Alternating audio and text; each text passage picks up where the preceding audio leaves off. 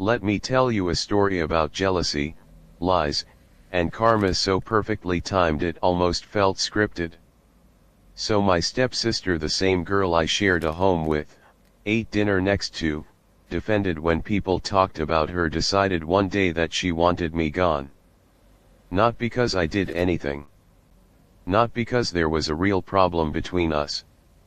But because some people are just wired to tear down anyone standing near something they want. And for whatever reason, on whatever day her little plan hatched, she decided I was the obstacle. So what did she do? She went to her father, my stepfather, sat him down, looked him in his eyes, and lied. Not a little white lie. Not a misunderstanding. A full, constructed, detailed, deliberate lie. About me. About something I supposedly did or said. Something bad enough that he came to me hot. Came to me ready. Came to me pointing fingers and raising his voice like the verdict was already in.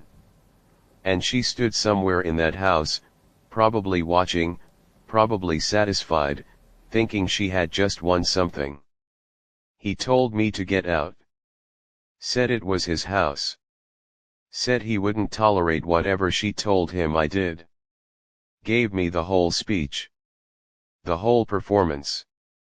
And I want you to feel the weight of that moment. Standing there being accused of something you didn't do. By someone who was supposed to be your family. Set up by the one person in that house who smiled at you at breakfast that same morning. The betrayal wasn't even from a stranger. It came from inside the house.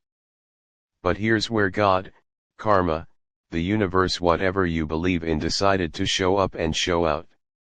Because what my stepsister forgot, what she never stopped to think about in all her scheming and plotting and lying, was one very simple, very public, very documented fact. That house was in my name. Not his. Not hers. Mine. My name on the deed. My name on the title. Filed, signed, and recorded. I owned that property. I had owned it. And every single day that they walked those floors, slept under that roof, and ate in that kitchen, they were guests in my house. She lied to get me removed from a house I owned. Let that sink in. She ran a whole operation. Built a whole case. Convinced her father to work himself up into a rage. Orchestrated an eviction. And the person she was trying to evict was the only person in the building with any legal right to actually be there. When the truth came out, and it always comes out, the room went quiet in a way that no argument ever could. Because there's nothing to say when the paperwork speaks for itself. There's no comeback for a deed. There's no spinning a title. The county recorder's office does not care about your feelings or your lies or what story you told your daddy. The only name on that document was mine. So no, I didn't leave. I didn't pack a single bag.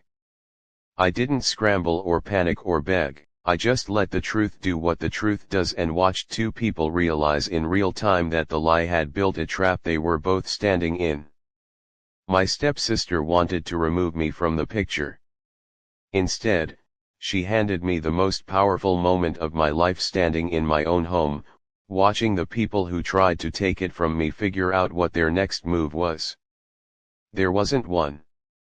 Because you cannot evict the owner.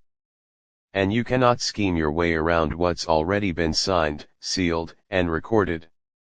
She lied. He believed it. And the house, my house, never moved an inch.